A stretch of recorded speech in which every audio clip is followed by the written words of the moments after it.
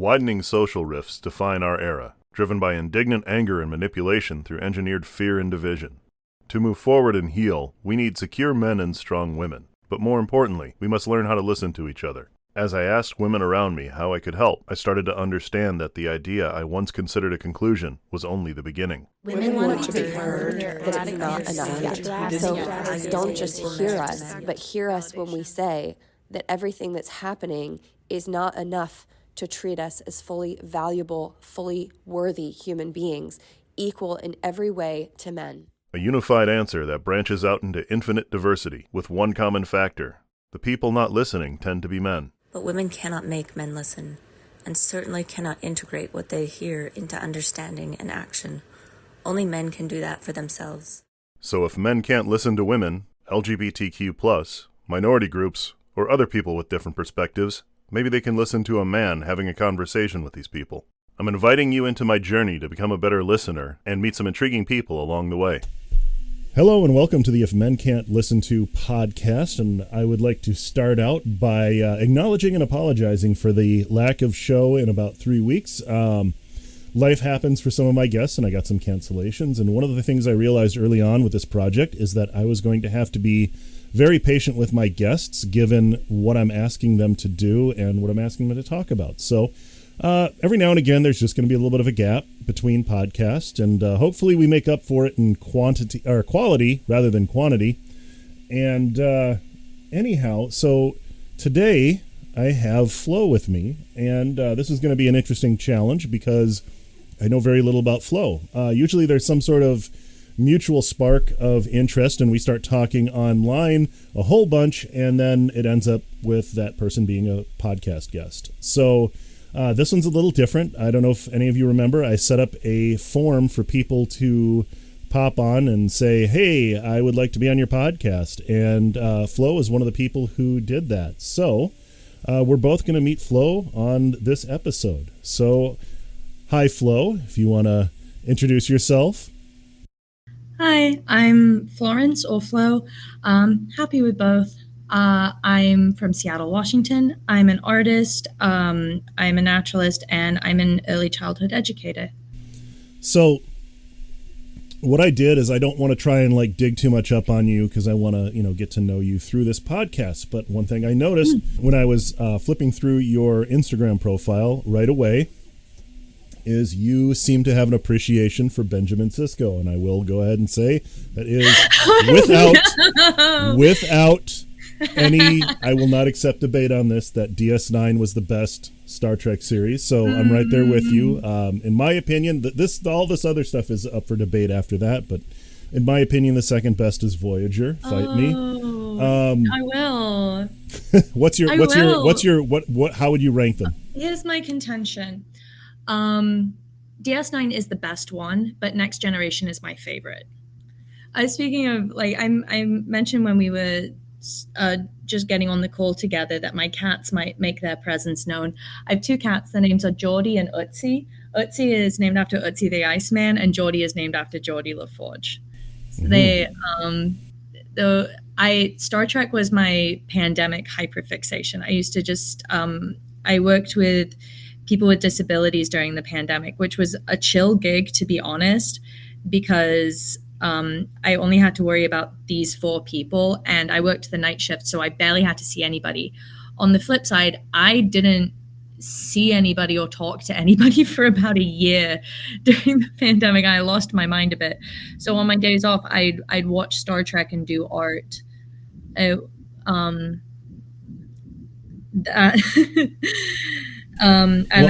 developed just I haven't watched it in a couple of years, come to think of it, but I've developed just a deep appreciation for it since then.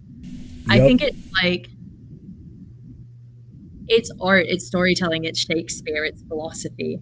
And honestly, the presence of Captain Picard in The Next Generation and just the campiness of it, the raw, it's intellectual, but camp, it's perfect for me. I don't know. I thought the whole Ryza thing wasn't campy at all. You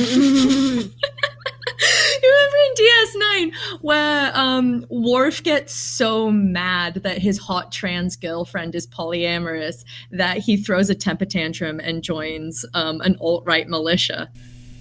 I mean, that's pretty topical for now. I mean, that feels like that could happen anytime right now with anyone who's listening to Joe Rogan. It's prescient. We're all mad that hot trans girls are getting more action than us, so our only choice was to vote for Donald Trump. I think we've cracked the code. Yeah, genuinely. Should I mention my accent, actually? Yeah, sure. We were talking about that right before the podcast, and I noticed there's early on, you have a really strong accent, and your more recent ones, because I was looking through your highlights, right? I wasn't like totally stalking you. So I was looking through your highlights, and you've got a nice thick accent, and in your more recent stories and stuff, you sound borderline normal, like regular, I lived here my whole life American. Well, that's on a spectrum, I suppose. There is no such thing as a normal American. Don't rephrase. It's perfect. No, don't rephrase. It's perfect. No, I was born in England. I was born in Northern England, the Midlands, and I moved to America when I was a very small child, and I've lived here ever since. I don't know why I kept the accent. I've gotten a million different theories. I'm sort of happy to have it, to be honest, because like as much of a pain in the ass as it is, as much as like, honestly, this is something that we could talk at length, but like, I'm sort of happy to have something on me that like demarcates me as not American sometimes, because like I've lived in America for most of my life and I'm a giant leftist, and I'm sort of happy to have something that like disassociates me from being American sometimes. Like, not that English people are any fucking better, but just like sometimes it's nice to just sort of be able to like disassociate from the identity, to say I'm not American, I don't claim that. Yeah, it's got its up and downs, that's for sure. Yeah, that comes with the caveat of like, I'm still a white person living in America. I'm English, which once again is not better. I'm still responsible for the privilege that comes with being either a white American or a white English person. But sometimes personally, it's just nice to just be able to say, no, I'm not American. That said, I will also say it kind of comes with this, the tricky thing about being demarcated as an outsider is that people really like to assign you identities. So one of my favorite things is when people are like either assigning me the identity of being American or being English, and both are sort of frustrating in their own ways, because neither are things that I associate very heavily with. Is, I don't really deeply relate to either, because I've been sort of outsiders in both cultures throughout my entire life. But people will sort of decide for me, oh, no, you're American. Oh, no, you're English. My favorite thing to say when people are like, oh, you're English, you wouldn't understand this. No, you're English, you've never heard of what a hot dog is for me to say, how old are you? 29? I've lived in America longer than you. I mean, and to be fair, that anybody who's been to Iceland and has one of their hot dogs, nobody knows what a hot dog is except for the Icelanders. What are the Icelanders doing? It's mostly sheep. It's like a sheep hot dog. It's so That's good. fantastic. You go to like an N1 gas station. It's so expensive to eat there, right? You get a sheepdog. Oh my God, and they're so good. I thought, oh well, we're gonna have to live on hot dogs, because I was looking at this, just really from a dollars and cents thing. My wife and I had our honeymoon there, and we spent like Oh, lovely. I think it was 7 or 8 days there, and you go to like a basic sandwich or something. You go like let's say we're Americans, we're looking for a cheeseburger, because we're really, Americans are basic. Let's say an American needs to go there and look for a cheeseburger. That American is going to spend $20 on just the cheeseburger and the accessories, the side dishes, the drinks, and all that stuff are extra. And it's really expensive to eat while you're traveling. Everyone there just cooks at home. Except you go to an N1 gas station and you get these, I forget, it's Pliosa or something. I don't know. I'm going to mangle the pronunciation, so I'm not even going to try. But it's onions, like a couple, like what do you call them? Baked onions where they're crispy. Like 2 different types of sauces and a few other things on there, and they are so good. They taste nothing like a hot dog that you've had anywhere else. And oh my gosh, see, it's amazing. Sorry, I'm not going to try and cut you off. But the charming thing is, they're $2. Oh, love. No, I had this. It reminds me of a conversation I had in in this Scottish pub in Seattle a while back. I was there with my partner, and it's a Scottish themed pub. It's not a Scottish pub, it's a Scottish themed pub, right? It's like they've got like a taxidermied Highland cow on the wall and a load of framed pictures of every famous Scottish celebrity you can think of, like Sean Connery, fucking Alexander Graham Bell, David Byrne for some reason, who I didn't know was Scottish. I thought he was American. Like Talking Heads, David Byrne? Yeah, because and his name's very Scottish, to be honest, and maybe he's of Scotch descent, but I don't know. It's fine. I'm happy to see him. But you know, the menu is like fish and chips, $25, mushy peas, $15, Scotch egg, $12. And do you know what a Scotch egg is? It's an egg that people have done horrible things to, and fried. It doesn't have like a crispy fried outside. Yeah. It's a hard boiled egg wrapped in sausage meat, rolled in crumbs, and deep fried. And this is drunk food. Like if you're a drunk British person, you eat one of these and it does something to you. I don't know. I don't eat eggs. I've never touched the things. And then it was like $12, and there was this English guy at the next table over, and I turned to him and I said, "Excuse me, sir, how much should a Scotch egg cost?" And he was like, "A Scotch egg? I don't know, maybe £3," which is like in America, like $5 at the absolute most. I texted my dad as well and was like, "How much does a Scotch egg cost?" And he's like, "Oh, like £2." So it's like, it's shit food for drunk people, and they're charging $12 for it. And I mentioned it to my dad, and I said, like, they were charging $12 in this restaurant in Seattle for a Scotch egg. And he's like, "I would have paid that." And I was like, "What are you talking about?" And he's like, "I would have seen Scotch egg on the menu and just bought it." I wouldn't have looked at the price. So I guess that's who that's for.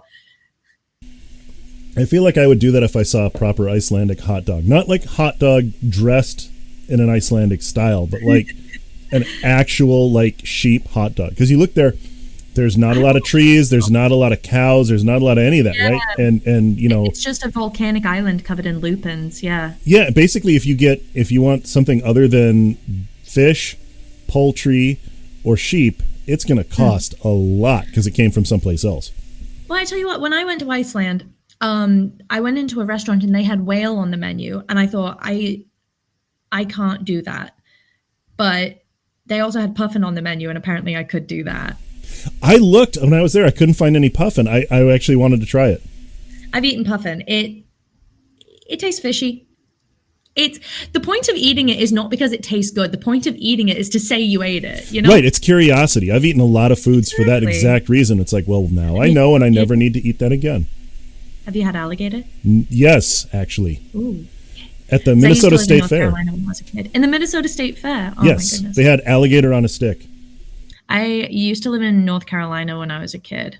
And I honestly, now I have such a soft spot for southeastern the United States. I'm good friends with another, he's a Londoner, another English guy. He's a Londoner, but he's also a traveling magician. His name's Peter Antonio. He was on America's Got Talent. I'm name dropping him just because I adore him and I want to name drop him. But he travels around the United States most days. Like he comes back to Seattle like 2 days out of the week just to like lay face down on his couch and do nothing. And then the rest of the time he's traveling around the United States. And I call him and talk to him on the phone while he's driving in the car. And he's just like, "I'm in Montana. It's just flat here. I'm in Florida. I saw a shirtless guy drinking out of a 40 on the side of a swamp somewhere." And he's lived in England much longer than I have. He's, I hate to say it, a bit more English than I am. I'm in comparison to him, an American person with a British accent. But he's like, it's so fascinating seeing America through his eyes and seeing like his interpretation of what's happening here. Because I've lived here for so long that to me, this is just the reality of the situation at this point. But from an outsider perspective, this is a lunatic fucking place.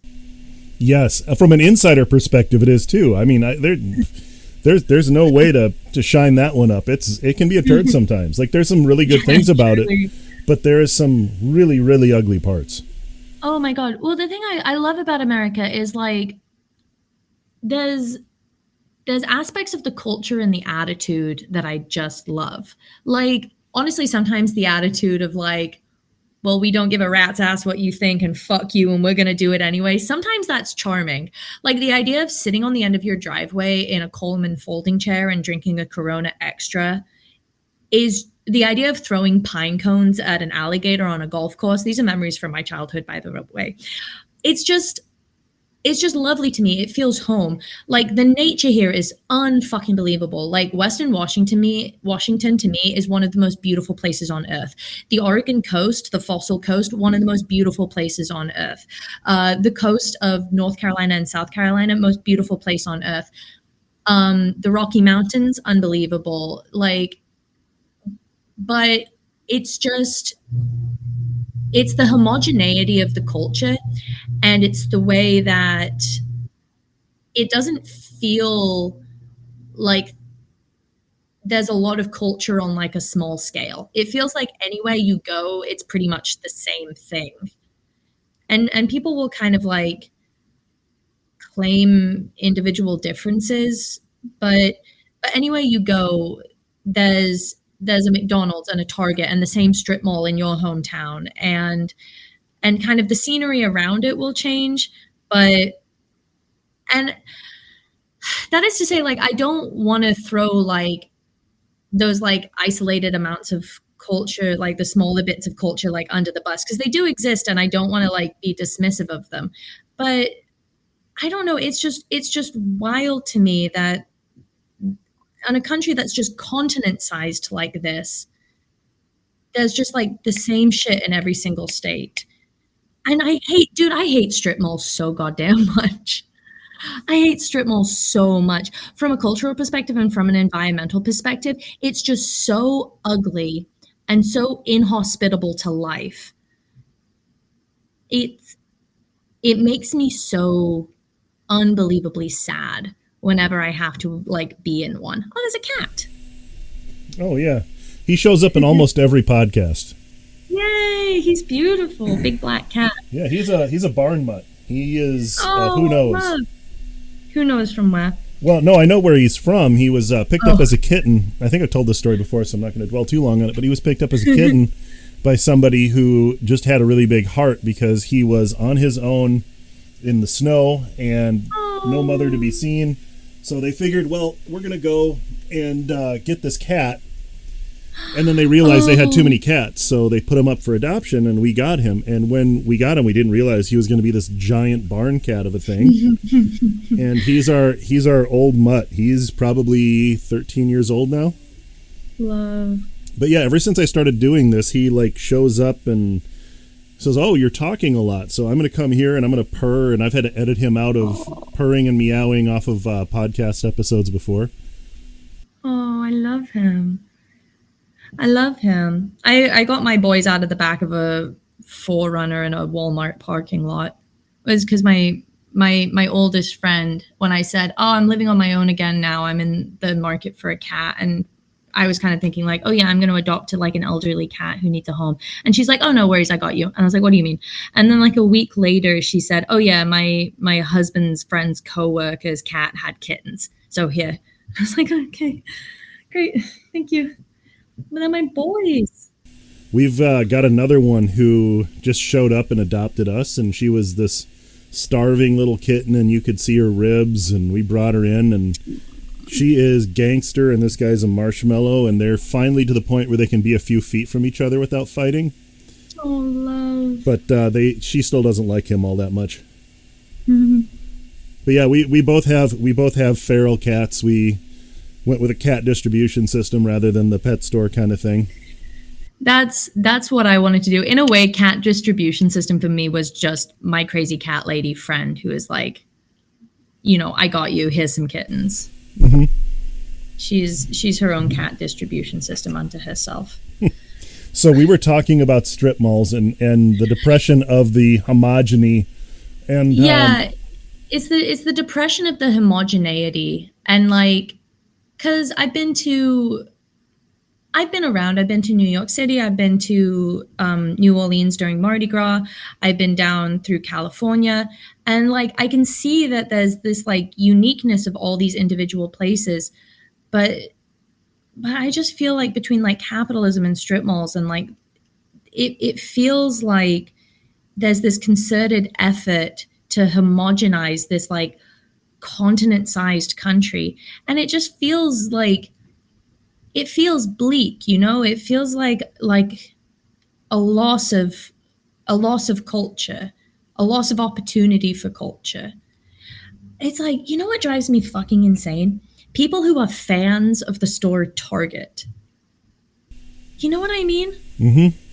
And not just now with like the Target boycotts or whatever, because I haven't shopped at Target since they were cowards about DEI. But it's even before that, I knew people who were like, I knew a girl who dressed up as a Target shopping basket for Halloween. And I was just like, Target's not gonna fuck you. What's wrong with you that you're a fan of a store? It just seems so insanely brainwashed to me. And it's like, I don't know.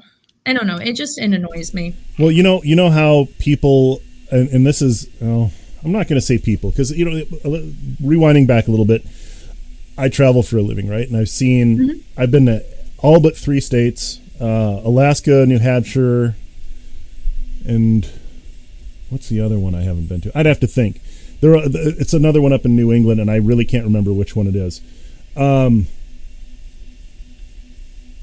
But the thing is that culturally speaking, there are significant differences. But yeah, the closer you get into a city center, those differences tend to go away. And what I love to do when I'm traveling is I get the heck out of the city. I'm just gone. I want to go where people haven't completely ruined it yet. And whether that be driving or walking, that's what I want to do. But one of the cultural differences is Minnesota. We're very much, having traveled extensively in Canada, I can honestly say we are more like people from Ontario than we are from people from the United States, culturally speaking. For sure. And we are sort of the very unappreciated state. I would say that's Washington, but whatever. Yeah, I think everyone's got a little bit of that from their home. Like, hey, why aren't we more important? But we would have to think, if somebody said, well, Hitler was from Minnesota, we would have to stop and think, okay, I have a decision to make. Am I going to be proud that he was from Minnesota, or am I going to recognize that he was a bastard? But you can't do that. You know what? No, we are so proud of our state. That extent, right? of state pride that you have to that's the extent to which you would consider your state pride. I love that. Okay, I vibe with that. And here's where I'm gonna admit something. So Target started here in Minnesota, and the first Target is only about 15 miles from me, and I've been in there multiple times. I used to love going into Target. I figured, it felt like the Minnesota embassy when I'd go to another place and there'd be a Target. I'd be like, oh, this feels like home. But that was hard for me to break up with. Since that happened, there's been a couple of things I can only get at Target, and that's the only reason I've probably been in there 3 times since they dropped DEI, and even then, it's only exactly what I need. Yeah, because it's so easy to go in there and just be like, you go in to buy one thing and you end up spending $800. It's super easy, and it's I get that. I was in Target all the time before the DEI thing, and even after that, it was just I'm sort of impressed with myself that I haven't been in there since then. It's sort of astonishing to me that I haven't needed to. It's amazing what you can get away with not buying, and how much more money you have when you're not letting yourself fall into that impulse buy. Oh, well, I'm here. Oh, hey, I really want this. Yeah. Yeah. I may as well spend $20 on bath bombs or whatever. Mm-hmm. And actually, I do need a new pair of cheap shoes that are only going to last me 6 months. That's the other thing that drives me fucking insane is like cheap disposable shit and people not knowing how to fix things anymore. I said it makes me sound like such an old person. You know, the way that I complain, nobody knows how to sew on a button anymore. Nobody knows how to cook for themselves anymore. Like kids these days, you know, don't even know how to get a sheep over a fence. Like that has to be a regional saying. I don't think I've ever heard that before. No, it's something I just made up. Oh. You know what drives me nuts is people who are scared of bugs. Just go outside and pick up a bug with your bare hands. The bees are dying. The butterflies are dying. When's the last time you saw a monarch butterfly migration? Don't you dare kill that spider. It's practically an endangered fucking species at this point. Also, we're going through a mass extinction event. Jumping spiders are adorable. They are. That's what I'm saying. Well, I was babysitting today, and every time there was a bumblebee flew past, this little girl like grabbed onto my leg. I'm like, you don't seen a fucking bumblebee before. I didn't say that. I was like, oh, it's just a bumblebee. You're fine. But it was just like, dude, these things were all over the place when I was a kid. Now I've watched them in my lifetime get rarer and rarer and rarer, and it makes me so existentially sad that young children are scared of them. It's like, I get it. It's a valid thing to be scared of, but like, you know, in the context of the mass extinction event we're going through, it makes me sad. It kind of comes along with this thing of like, is this so rare that it's unusual and you're scared of it? I figure there needs to be like some sort of realignment there. Like wasps, they serve no purpose. They are Satan's pet project. They are no purpose. Can I correct you on that? Oh, probably, but I'm still going to hold that same opinion. But I would like to be educated. I would love to correct you on that. Animals don't need to exist in relationship to humans. Nothing serves a purpose. Nothing is bad because humans don't like it. Nothing is good because humans do like it. Things exist because they do.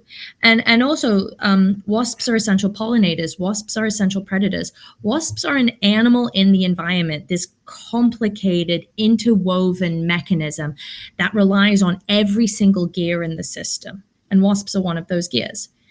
They are supposed to be here as much as we're supposed to be here. This is the other thing I push back on, is that humans are bad for the environment. No, humans are animals on the planet. We're supposed to be here, and we fully have the capacity to live in tandem with the environment and be animals in this complex system. We just have lost our way on that, but I have to live in the hope that we can get back there. You have made a very difficult mental shift in me, because I didn't realize wasps were pollinators. I thought they were just nature's dicks. I mean, I thought they just ran around hurting things. No, they're predators. But you know, if you had a problem with every animal that was a predator, you'd have a problem with like dogs and cats and wolves and lions and eagles. Not necessarily. I think I just maybe have like a weird mental zap on wasps. Like, I love bees. Bees are awesome. Like, I see a bumblebee, it makes my heart happy, right? But like, I see a wasp and I'm like, all right, where's the wasp killer? No, it's because I think we tend to like animals that are useful to us more than we like animals that we can see of as like ugly or dangerous. But I think the part of the shift there is kind of the shift towards like these animals are important to the environment. But then I think the next step beyond that is like animals and organisms do not have to justify their existence. They evolved. It took them the same number of millennia to evolve that it took us to evolve. And nothing living, nothing on the planet, nothing in the universe has to justify its existence. Yeah, I stand corrected. Like, I always thought even mosquitoes, as much of a pain as they are, is a major part of the food chain. Exactly. They're part of the food chain. Exactly. Right. They're part of the food chain. They're part of pollination. They're part of the, I mean, wasps are part of the food chain in as much as they're predators, like they're keeping other populations of animals in check. And I'm sure that there are things that predate upon wasps. I don't know what they are, but did you know that there's, this is something I learned on Animal Planet as a kid. There's, Japanese honeybees, the way they defend themselves against Japanese wasps, the Japanese hornets, those big murder hornets that we were worried about coming to the west coast of America, is they will swarm them and collectively heat up until they cook the wasp alive. Isn't that incredible? I did know that. And it's like, it's the intelligence of that hive instinct is amazing, because they know exactly what to do without having a complex nervous system or the ability really to remember a hell of a lot, but they all instantly know what to do. It's really cool. God.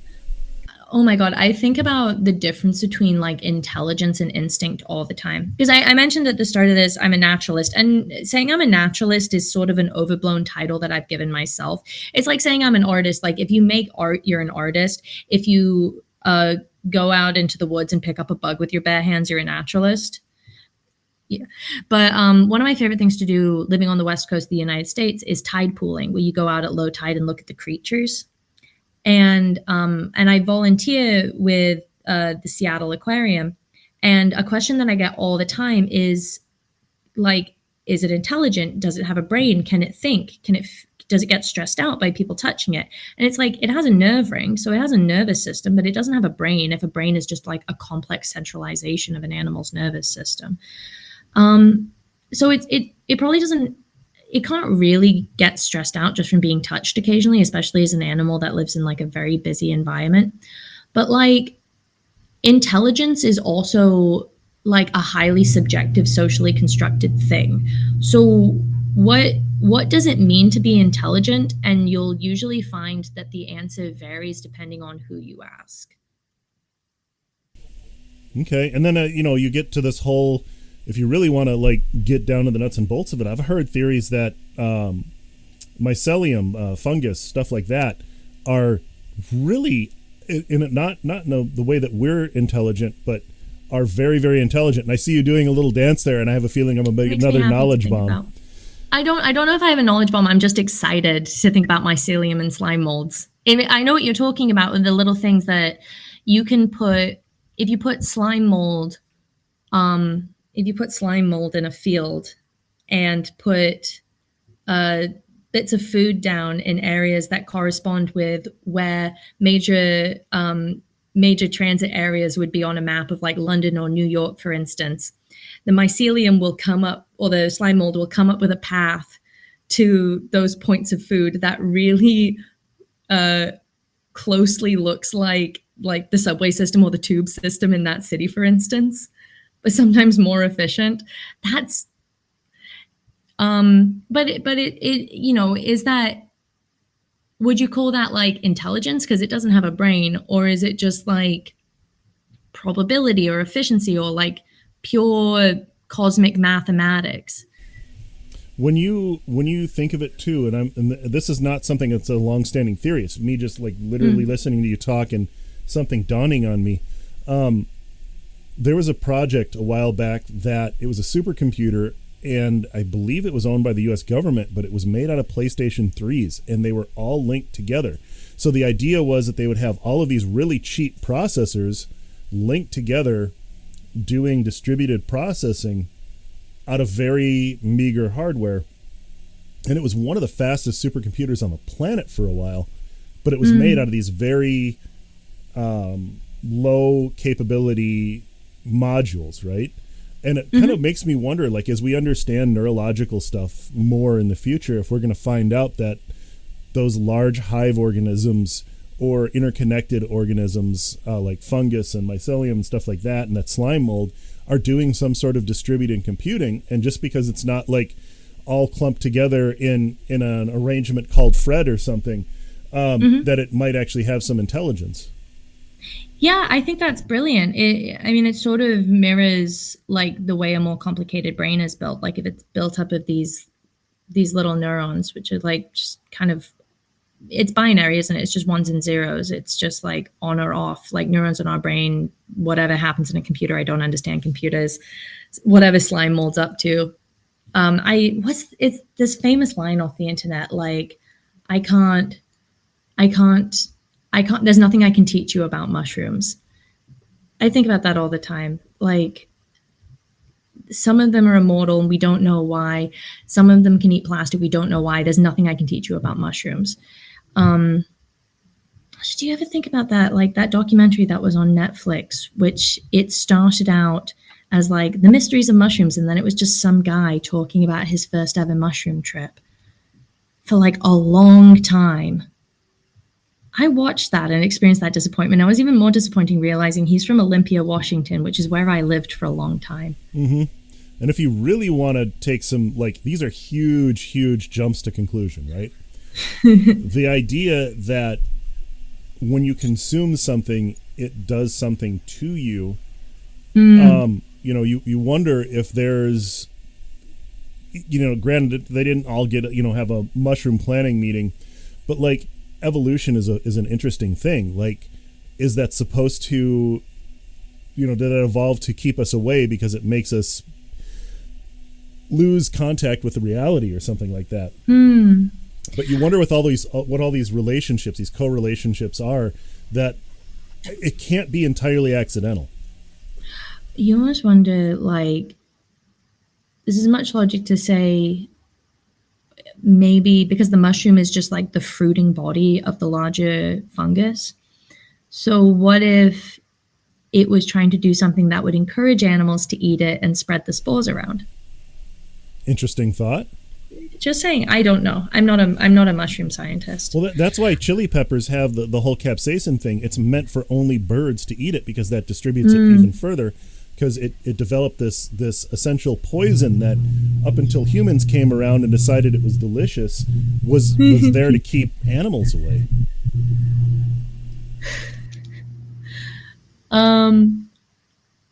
I'm so sorry to do like a breakneck subject change, but go for it. This is a pile of tangents that we are trying to segue from one thing to another, and there doesn't have to be a clean segue. This is a pile of tangents. Okay. This is a conversation like you would have at a coffee shop, right? This is not a deposition. This is literally just getting to know people. And for people who are, every podcast episode is theoretically someone's first podcast episode. The whole purpose of this is that men are terrible listeners. It's just kind of societally how we're conditioned, right? Mm-hmm. And I feel like that's societal. I don't feel like that's hardwired programming, and I think that can be fixed. I completely agree with that, yeah. Right. And the idea is to teach men how to have a conversation. And I didn't even think of this term until I think it was she my second guest? I think she was my second guest. Brown brought it up. The way she called it is teaching men how to hold space in a conversation for women. And I think more specifically for people, anyone who is not that type of person that is listening. Men are very conditioned to listen to men who are like them, not anybody else. And the idea of holding space for that kind of conversation, I want to teach people by modeling it how to just have a conversation. It doesn't have to have a purpose or a direction. It can just be a conversation. Okay. So like anything we want to talk about, go for it. I think that's really brilliant. Can I talk about my partner a little bit? Because I think the reason that I'm with him right now is because he's the first adult man I've ever met who I feel respected by. And I don't want to skip past that. I want to give a second for that statement to echo in people's minds. I mean, that's a little bit harsh because I have a lot of male friends who I feel very respected by, but he's definitely the first man I've ever dated who I actually feel respected by. Like, I've said to him before, like, he makes me feel like a person, not just an attractive woman. And I said to him right after the election as well, like, I'm so tired of just being a woman to people and nothing else. And like, I am a woman. I love being a woman, but I know what being a woman means to so many men. And I know what being a woman means under the patriarchy. And I know how I get treated. It is to say, like, other men that I've dated, I've been just objectified, mansplained to, treated like my purpose in any given space or any given relationship is to be an attractive woman and to be an emotional accessory to the man that I'm dating. I'm there to serve him. I'm not there as a full complex emotional person in my own right. So it was like the things that I'm constantly running into dating my boyfriend right now is running into these like deeply internalized emotional hurdles with him and feeling like I actually have the space with him to work through them. So it's kind of like feeling like, oh, you actually want to hear me talk about this thing that I'm excited about. You're curious. You're asking follow-up questions. You actually want to participate in this with me. Like the fact that he wants to go tide pooling with me. He wants to go bird watching with me. He wants to know about the volunteer work that I'm doing. And this was not something he was interested in or involved in before. But since dating me, he's found an interest in it, and it does not feel superficial. It does not feel like something that he's pretending to do.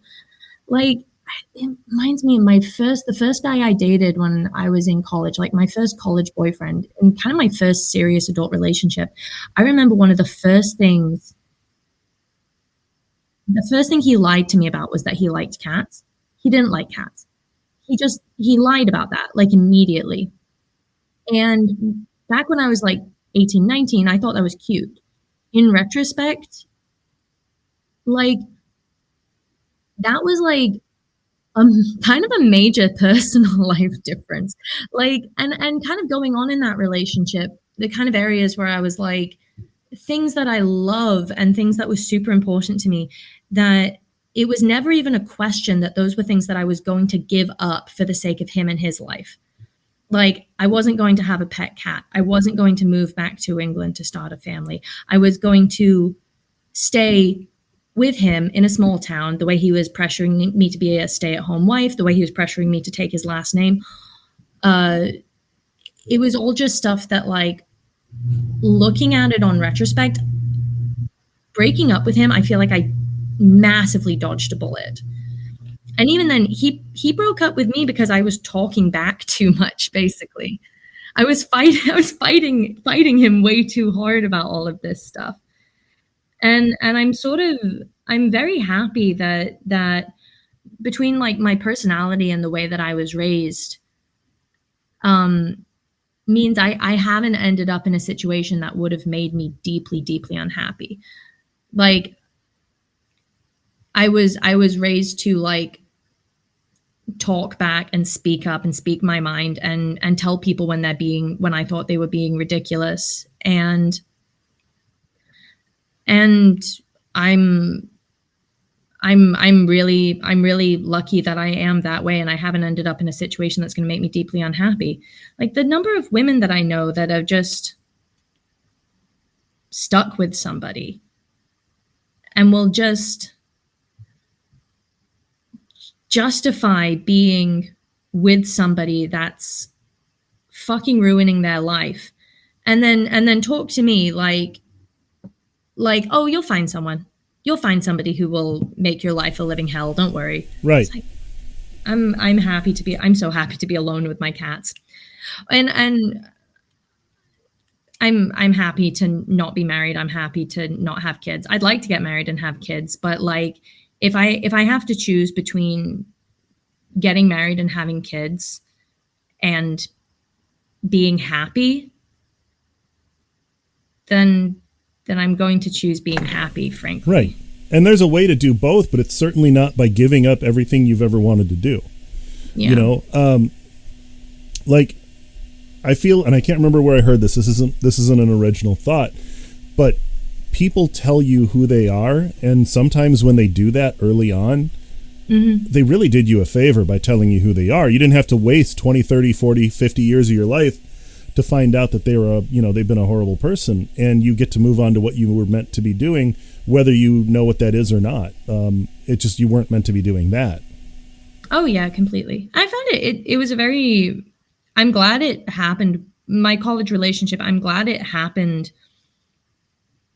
I'm happy to have had that experience, and I'm glad it ended. The people I dated after that dated a couple of, like, miscreant fucking polyamorous men and a couple of Seattle tech bros. And that's a Venn diagram with a lot of overlap, to be honest. I think because I was polyamorous for a while, because when I started it made a lot of sense to me.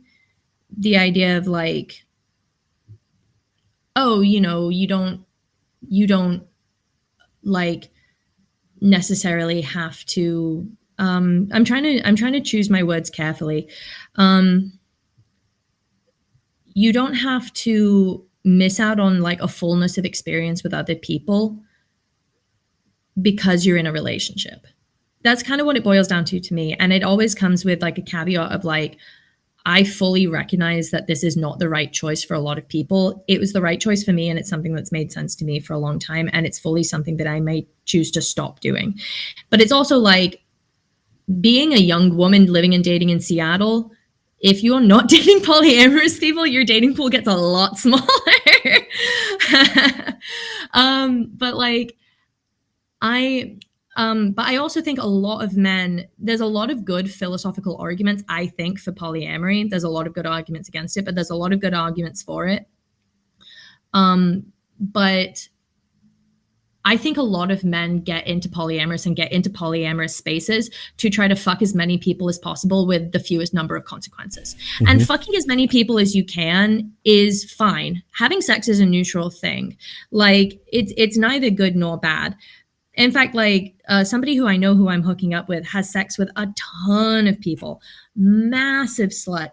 But the way they go about it is like utterly respectful. Like every 3 months, I get a text message from them giving like a rundown on their STI list. I know that if I text them, they want to chat or hang out. It's never like, I always feel like a whole and complete person with them.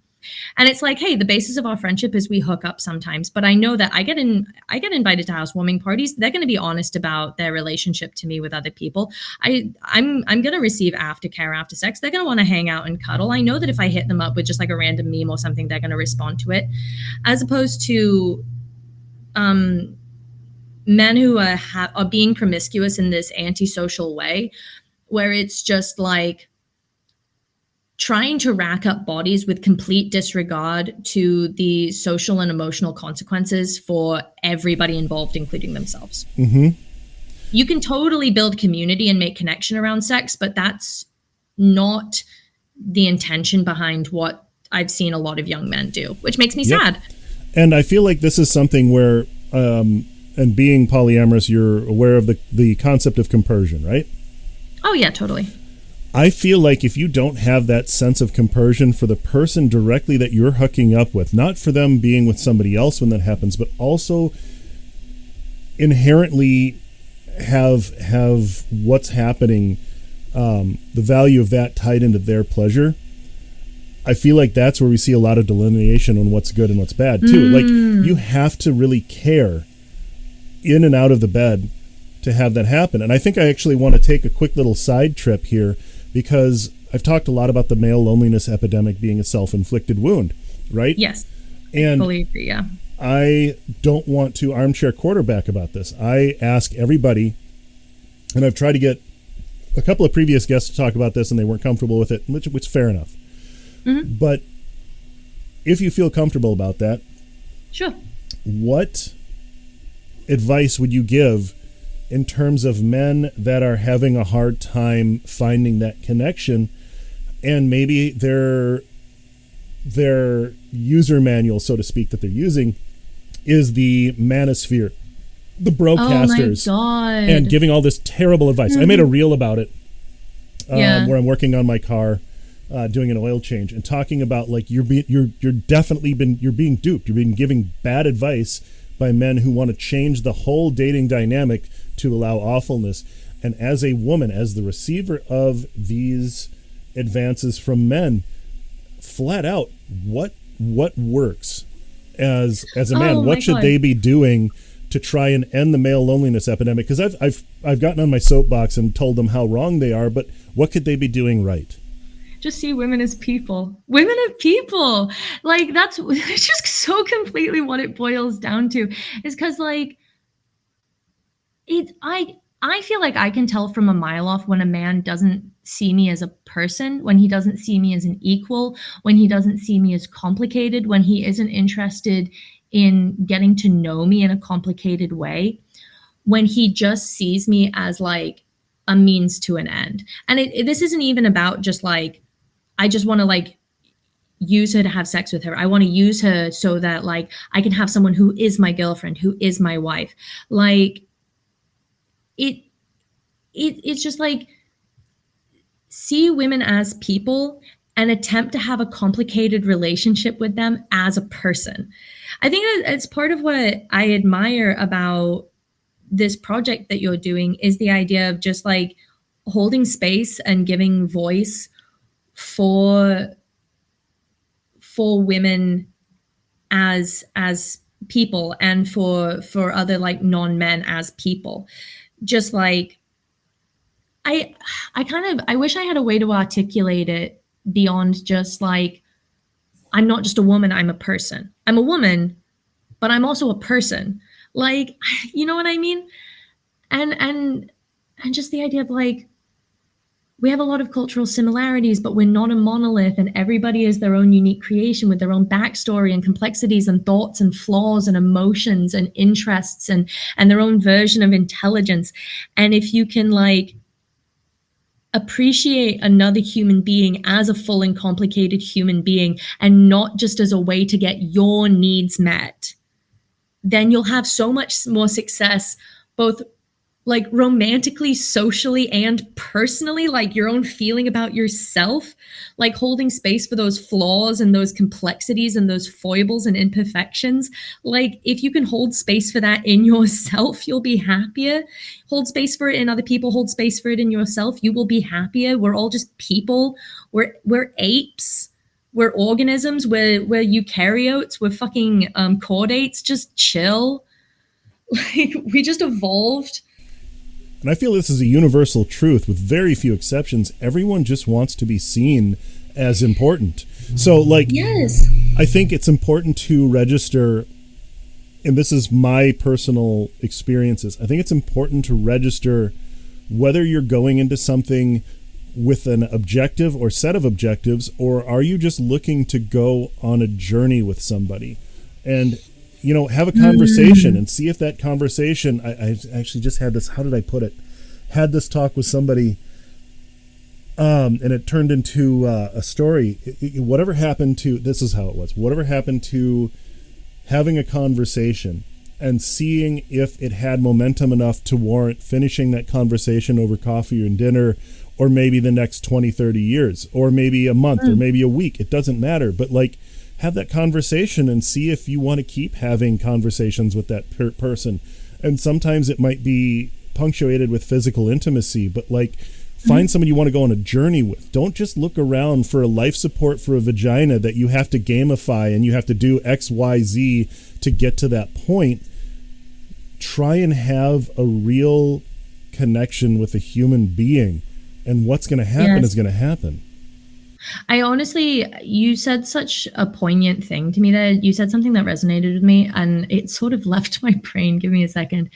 It was like, I remember what it was, going into an interaction without the intention of getting something out of it. Yes.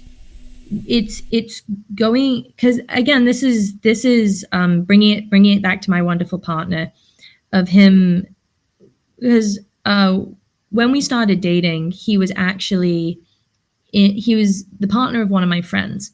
I had no intention of dating polyamorous and being in a polyamorous situation again.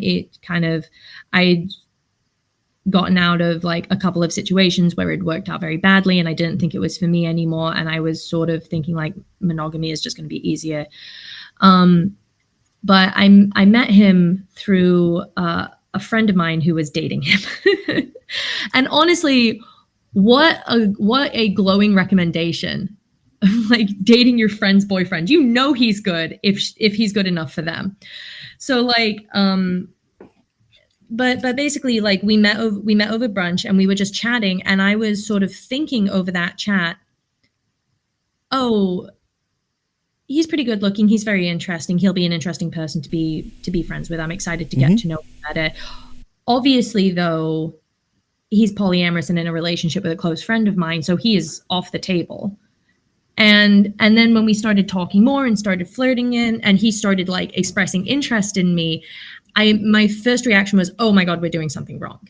Even though like his partner and everybody else involved was so jazzed about the two of us getting together.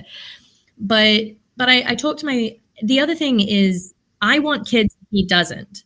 So the kind of wonderful thing about this relationship is just there is no feeling behind it of like, this has to work out because we have to spend the rest of our lives together and have kids. This is fully just a relationship that both of us are in because we like the other person. And I feel like there's a huge difference between this relationship and my last relationship, where we both went into it saying we have to get married and have kids. Like, my previous boyfriend was a couple years older than me. He was in his late 30s, and he was clearly dating me with like, this is my last shot to get married and have kids. I'm dating a woman who's like 5 or 6 years younger than me, and I have to make it work out with her, even though we had a lot of differences. He was lovely. We had a great time together. He showed me an amazing time, and I truly wish him all the best.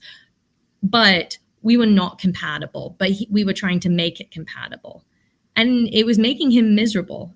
I mean, it was making me miserable to an extent as well, because I could tell how much our differences were wearing on him, and I was feeling anxious that he was inevitably going to break up with me. But now I'm in a relationship where I'm just like, well, we're not going to get married and have kids anyway, so who cares? We're just going to hang out.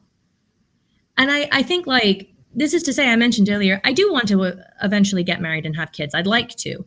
Frankly, like, the idea of having children is more important to me than getting married. And also, I'm not about to get involved with somebody who makes me miserable just to like meet these milestones and check these boxes. My happiness is way more important to me than meeting these milestones and checking these boxes. So like, I'll find a way to make myself happy, and I'm not planning on like anxiously relying on another person to provide me with happiness. I don't need another person for that. But oh, I'm sorry, I lost my train of thought a little bit. Oh no, that's all right. I had one too. I was kind of waiting for you, and maybe you were gonna cover this too. But have you heard the what is the phrase? Comparison is the death of joy. Yeah, of course. And I feel like a close cousin to that is the idea of objectives getting in the way. Once you clear that out of the way, when you clear the obstacle, the stress of having an objective that you will or will not meet, it opens up the room for so much more what's the word I'm looking for? Well, I'll just say the long version of it. The word I was looking for is very like, the feeling of it, the joy, the experience. I'm usually a pretty well vocabularied person, but this one's escaping me. But like just the experience, the humanity, the feeling of it, just allowing yourself to experience what happens. And it's not like it's an entirely altruistic event where you're just, if I don't have any goals, and we'll just see what it goes. No, you get the experience, you get the connection. We're social animals. We are deeply social animals, to the point where our brain chemicals are tied to social interaction, right? Mm-hmm. And I feel like the idea that this goal-oriented interaction that people try to have, it'd be like buying a Lego kit. And you want to start with step one, or are you going to undo all the bags and throw them violently at the wall and hope it assembles itself? Which one of those is going to work? Just go on the journey and see what happens. See what you build. Yeah,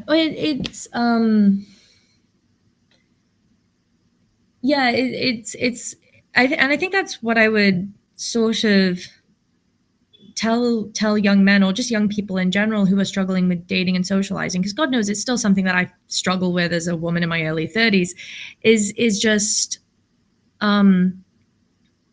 it's so much easier if you don't go into interactions with a specific goal in mind. And if you go into interactions with just the goal of just like, I'm going to hang out, I'm going to be around other people. It's my imperative as a social animal. I'm going to hang out, I'm going to be around other people. I'm going to see where it goes. And like you said, there might be people who you want to continue the conversation with, but it's the key to that is seeing women as your equal. Absolutely. And seeing them as like your social equal, your intellectual equal, and like, and being willing to learn from them, and being willing to like let them into kind of these spaces and these roles that you feel the need to guard for being for men only, you know? Right. You know, let them mess up your whole grudge you have against wasps. Like, learn something. Oh, I'm glad I messed up your grudge against wasps. You did. Now Wasps I've got a wasp nest starting in my overhang on my house I've got to clear out. Now you've given me like a case of the feels over it.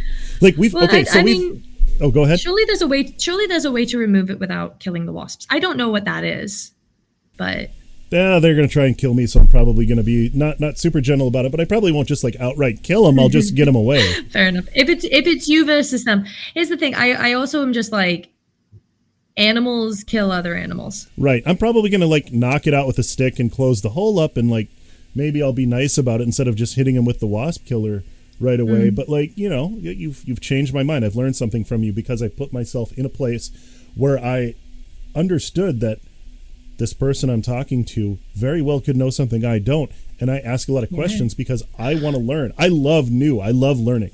Yes. Oh my gosh. I feel like that's such a point that I feel like so many people in general miss, is they're not willing to say, I don't know. They're not willing to have their worldview complicated by somebody else.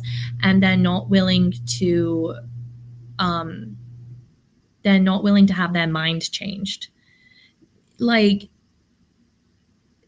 and especially I think a lot of men really aren't willing to like learn something new from women. I think a lot of men sort of will hear anything that a woman has to say and if not outright dismiss it, be much more willing to dismiss it than if it came from a man. Like I had that interaction with some male friends a while back, that I was trying to talk one of them out of making a really stupid decision. And it was just nothing I was saying was happening until another mutual friend of ours came to him and said pretty much the exact same thing that I said. And I kind of took him aside and said, hey, thank you so much for telling him that.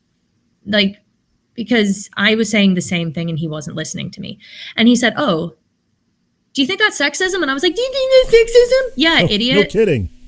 Yeah, dumbass. So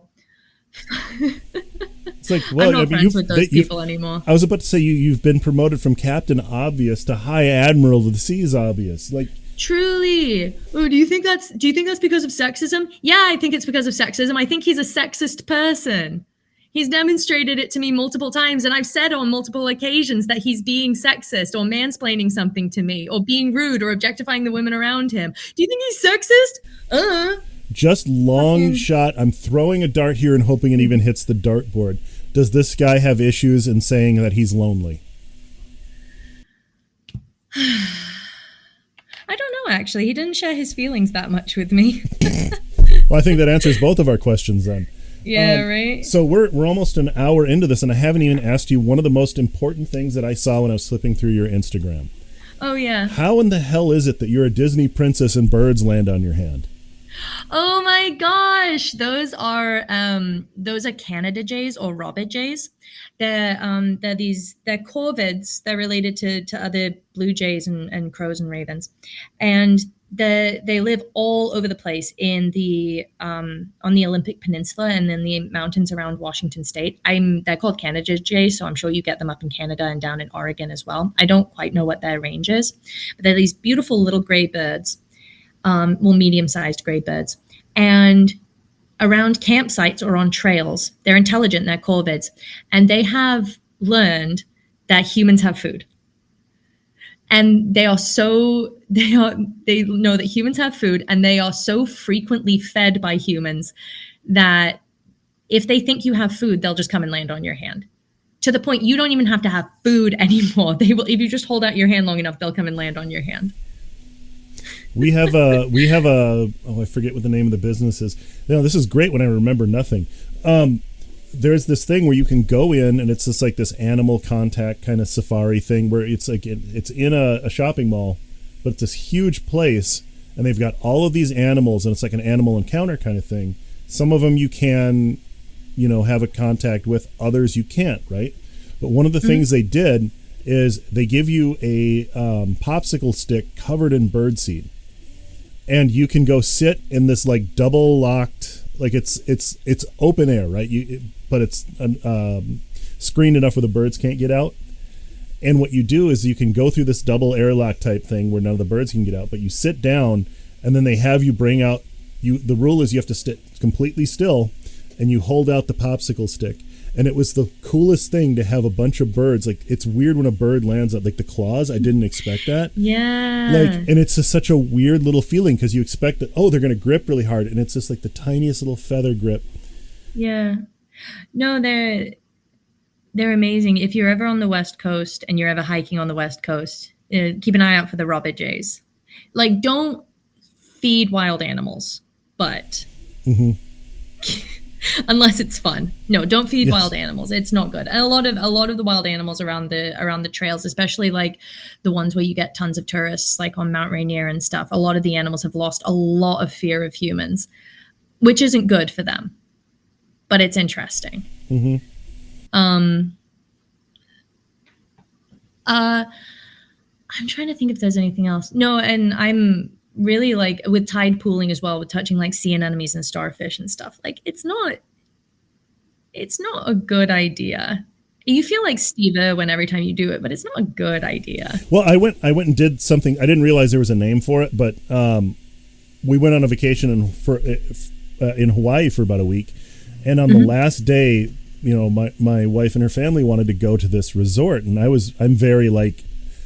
I don't want to go to the human zoo. I want to be in nature. I want to go do things. I want to see things. I want to, experience the local culture. And they did this thing, and they wanted to sit by this pool and stuff. And I was nice about it. It was a really nice thought. And I realized I'm an outlier, that's not really my thing. So I walked down the beach until I found nature. And there was all these little tide pools full of just immense variety of creatures. And I felt like I didn't want to like touch them or breathe on them or anything, but it was tempting, Yes. So I get it. It's so exciting. And tide pools are some of the most like biologically diverse ecosystems on the planet. They're the sort of place that like the closer and harder you look, the more things you'll see. It's been so exciting since I've started volunteering with the aquarium to just get to know more about like this because when people think about Western Washington, they think about Twilight, and they think it's like there's a blue filter over everything and it's all gray and green, which is true until you get to a tide pool, and then it's like purple and orange and pink and bright green, the greenest green you've ever seen in your life, of these green sea anemones in there. And I have people all the time go, oh my God, is this real? And I'm like, yeah, this is real, and this is native, and this is like these are the animals that live in the waters around here. And it's the most unbelievable array of colors. There's nothing like it on the planet, which is why I contend that Western Washington is one of the most beautiful places in the world. I feel like there was something else I wanted to talk about, but I don't remember what it is. Well, I've got a couple of follow-up questions because, maybe we're getting towards the end of the time we have for this conversation. But okay, I'm going to meet my friend for pizza at 8:30. What, if anything, have you named the skeleton behind you? Yeah, her name is Matilda. I bought her because I'm an early childhood educator. I now work in admin at a school, but I was a preschool teacher for many years. And I bought her to teach my students about skeletons. Also just because I wanted her. Isn't she a beautiful thing to have in your home? Yes. I also, I loaned her for many months to an artist collective here in Seattle. Yeah, I didn't even get a chance to ask you about the art or anything because we got so sidetracked, but that's all right. But I draw and paint. It's fun. I do it on and off. It's not something I ever intended to make a career out of. It's more of just like, and I don't. It's just like, as a neurodivergent person, I have two hands and a brain and a heart that beats, so I have an urge to draw little pictures. I'm gonna go off on a tangent here, and I'll keep it as short as possible. No worries. If you want to dive into spirituality, when I hear the words God created us in his image. I, wonder why God has to have a gender, because I feel like that's a mistake. 2, Oh, have you heard that fabulous punk song? no, I haven't. It was, I forget who it's by, but it's like, I'll look it up. Keep talking. That's fine. Like Adam and Eve shouldn't have a belly button, and God doesn't need to have a gender. I mean, he didn't ejaculate the universe into existence. It was if you just have to think it into existence, why do you need genitalia? So, anyways, when I hear that God created us in his image, I think of one thing that is unique to God in the scripture and what's unique to humans amongst many animals. And there are animals that are creative for like mating purposes and stuff. But very seldom do you see an animal that creates for the sake of creating, just because they have it in them and it has to come out. That feels like a very unique human experience. And if I have to think absolutely. that if we are created in our creator's image, it's the concept of creation in general. Like I feel like it's in all of us to some extent. Even if you're not good at it, there's something that feels right about creating something. Absolutely. This is something I used to talk about all the time, was as I taught figure drawing classes for a short period of time. And one thing I would always make a point of saying is, do not come into this with the intention of creating a finished product. Do not come into this with the intention of creating something that you're then going to like sell or capitalize on. Just come into this because making art is something that human beings do. Doing the cognitive exercise of looking at something and then trying to recreate it in another medium is good for your brain. And making art is just something that human beings do. Like, so if I make art, it's because I'm an animal and it's something that I do. It feels,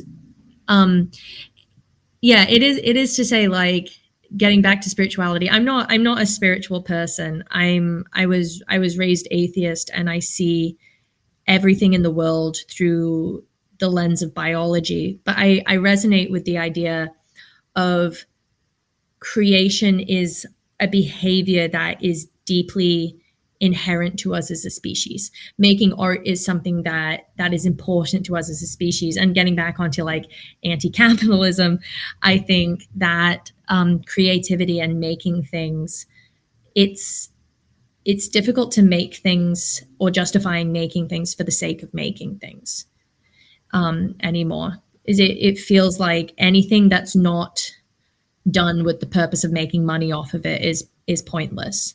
And so oftentimes I make art with like the intention of just pleasing myself. Yes. It's in you and it's got to come out. Like that's the whole point. It is. Yeah. Like, and I feel like that devaluation of art as its own endeavor is denial of something that's deeply, uniquely human. Absolutely. Yeah, absolutely. That is to say, like, you know, and you can say the same thing about like, I feel the same way about like making music or going out into nature or exercising or having sex or having friends or eating good food. It all just feels like we have the opportunity and the complicated cognitive processes to enjoy this rich, complicated sensory experience of being alive. So it makes sense to take advantage of that. Obviously in the way that any individual person sees fit. But I think, again, going back to like having everything about yourself be based in like being goal oriented or always going towards like a goal and then trying to like optimize and hustle and engineer your way into having this like idealized life rather than just like engaging in the sensory experience and being a human being. It just really feels like a recipe to make yourself miserable. Right. It feels like you've skipped your way through the meal on the anticipation of getting the check. And I just realized the word I was trying to find, visceral. That's the word I was trying to find earlier. The visceral experience of just the journey, not the goal. Absolutely. And I feel like that is as applicable to like living your life as it is to dating as an aspect of living your life. If you're engaging in the act of being a human being with another human being, like, and I'm not going to say that it's a simple thing to do. It's definitely something that I struggle with like all the time. Like humans are complicated and we're messy and like we do dumb stuff and we hurt each other without meaning to and we hurt each other intentionally. And like, but you have to understand us with all that complexity, and you have to understand us as human beings rather than trying to gamify it and optimize it and go into it with these goals. And while you're doing that, while you're engaging in that like messy, complicated, visceral experience, you may as well like do your best to enjoy it. Yes. And like see it as like a complicated, like enjoyable sensory experience that you get to have because you're alive. You have the privilege and the excitement and the joy of being alive and being one of the most like interesting, complicated animals possible in the universe. And you get to do things like talk to people and laugh and like, have you ever smelled the top of a baby's head? Yes. It's so good. And we get to have that experience and it's so good. And it's like, or having a beer in the shower or having a beer in the shower after like doing a bunch of yard work is so good. Or like, tahini on a mango is so good. And you can appreciate these beautiful, complicated, having a really good cry because you feel like somebody's hurt your feelings is so good sometimes. Just savoring the feeling of being alive. Exactly. But you have to accept all that like complication and messiness in order to savor that feeling. I feel really worried for people who like are like just, I don't know, do people enjoy that, just like drinking Soylent and typing on the computer? I mean, I feel like we're being herded into that pen, but I don't think people would naturally go there on their own. There must be some people or that I don't understand people who try to organize their life around suffering. And then maybe, so the only conclusion I have to draw is that maybe for some people, this isn't suffering for them. Maybe they like drinking Soylent and typing on the computer. Maybe that's not suffering for them. They've been conditioned to be so afraid of what could happen, they don't let anything happen. That could be. So I'm gonna ask you a question here. I have this whole long list of 10 questions that I'm very happy to report I have never had to use all 10 questions because conversations have taken off on their own. This is just an icebreaker if we get stuck. But there's one question that I don't have mandatory questions, but this is the closest to a mandatory question I have. I love a list of questions. This feels like Cosmo magazine. Well, there's only one I'm going to ask you because this is an important one, I feel. Okay. And it's sort of a journal entry along the way. Oh, lovely. And this is part of the intro, where I had a bunch of people give me their answers, and I folded in about 8 or 9 of them to make that effect in the intro of the podcast. The question is, women want to be heard is an incomplete sentence. How would you finish it? I don't know if it is an incomplete sentence. I think I mean, one of my interests other than naturalism and art is I'm deeply interested. I think it's not other than I'm interested in natural history and art because I'm deeply fascinated by humans and I'm deeply fascinated by the process of being alive. And history is an aspect of that. And one thing that makes me so sad and so angry about history is not the absence of women's voices, but the erasure. Yes. There's this fabulous lecture by Sandi Toksvig. I don't remember what it's called or where it came from. Oh, by the way, the punk song that I mentioned earlier is called Your God. And it's by, I'm just going to mention this before I forget it. It's Your God by Laura Jane Grace, who's this a trans artist, and which is relevant because the song lyrics are does your God have a big fat dick because it feels like he's fucking me, which all just goes back to the idea of like, okay, if you're so obsessed with people's genitals, tell me about your God's dick. Right. He's a man, so he must have a dick, right? So tell me all about it since you're so fucking interested. But anyway, so this fabulous, back on topic, this fabulous lecture by Sandi Toksvig, where she talks about the way that women's voices have been systematically erased from history. Like there were female historians, artists, mathematicians all throughout history. And I think like a really common argument for sexist people is that like men created civilization. Every famous inventor or scientist or whatever in history, any famous engineer or innovator in history has been a man, which is simply not true. We just don't know about the women.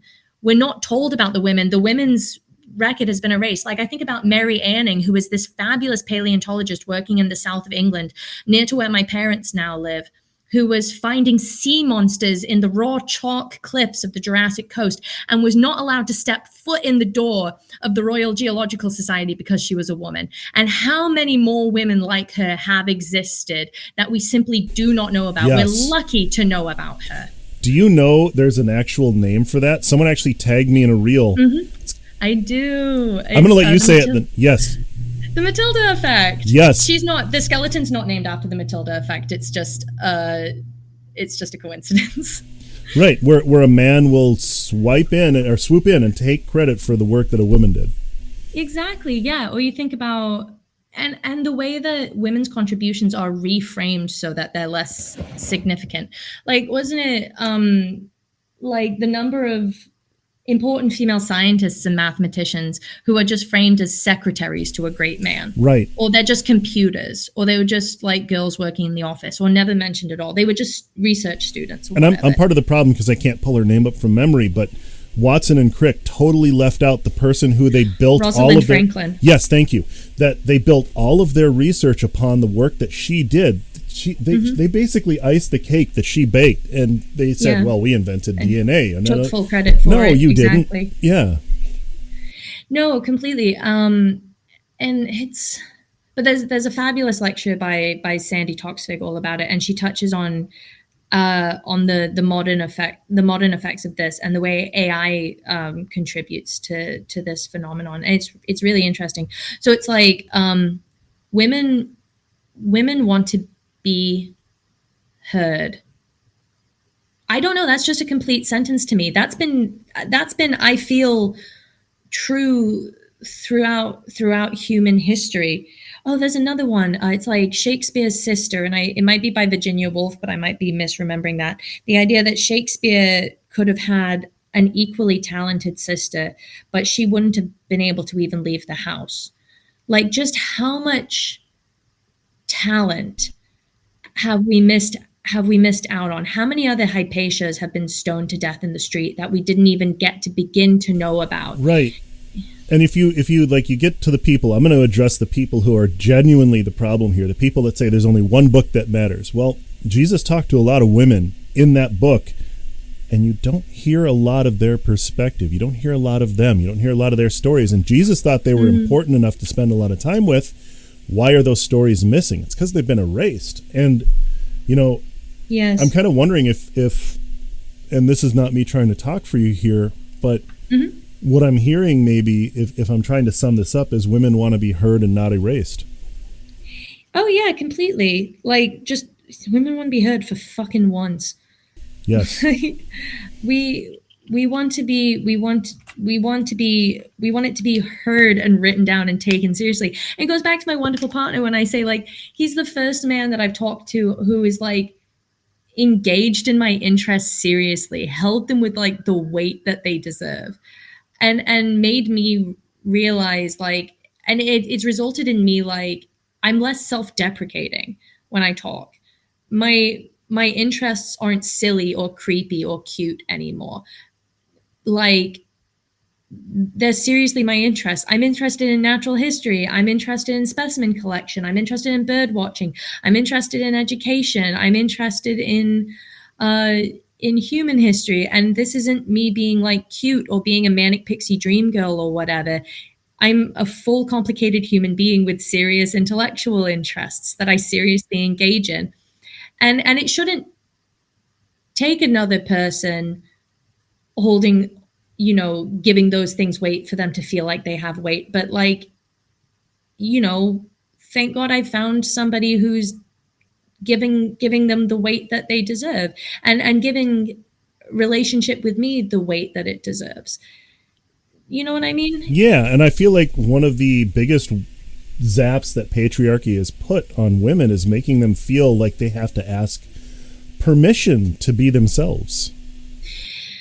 I agree with that. Yeah, that was like one of my favorite things when I was learning about feminism and learning how to like unpack my like internalized misogyny when I was a young woman, is the idea of like, I am like other girls. I want to be like other girls. Being a girl is great, honestly. Like, I'm allowed to engage in the feminine things I enjoy, and I'm allowed to celebrate other women as they engage in the feminine things that they enjoy. And like the phrase "I'm exactly like other girls" is one of my favorite things ever. I said earlier, like, oh, women aren't a monolith, and we're not. We're all each our own unique creation. But also, like, I am exactly like the woman next to me, and both of those things can be true at the same time, if that makes any sense at all. Like, we've both been like deeply affected by the patriarchy in our own ways. We've both experienced the feeling of like, we both experienced pain and loss and denial and rejection and complication, and felt the air on our skin. And like, her experience is as valid as mine. We are both full complicated human beings. And in that way, I am exactly like other girls. That makes sense. Yeah. So I know you have a hard out here coming up here in a few minutes. So I'm going to be respectful of that. And I just wanted to thank you for coming on and having a conversation with me. Of course, it was fun. Thanks for letting me yap. I appreciate it. All right. Well, thank you. Yeah, it was a pleasure meeting you. You too. And thank you all for joining us on the If Men Can't Listen To podcast with my guest, Florence, myself, my cat, and my noisy 3D printer. So I'd like to apologize. I learned something from that one. No more 3D printing while recording an episode. I hope that the next episode doesn't have to wait another 3 weeks for me to get my organizational poop in a group. Please remember to spread the word about the podcast if you like it, if it's earned. Let people know that you like it, and hopefully we can get a lot more people listening to this thing. Thank you again for listening.